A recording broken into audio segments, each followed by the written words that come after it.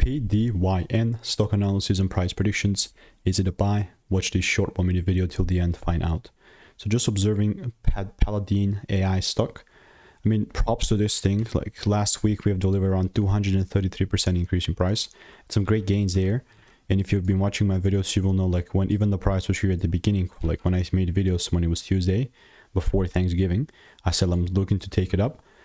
And unfortunately, gapped both times on me. And that's part of the game.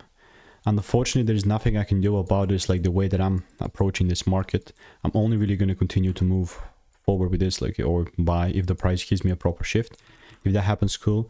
If it doesn't happen, then it's also cool. You know, I will just not take the trade. So yeah, input versus output, like I really have no, you know, I don't have time frame constraint to this or anything like that. So yeah, if you want to make more money trading in a simple new way, click the first link in the description. It's a free newsletter, and I'll see you in the next one. Goodbye and enjoy.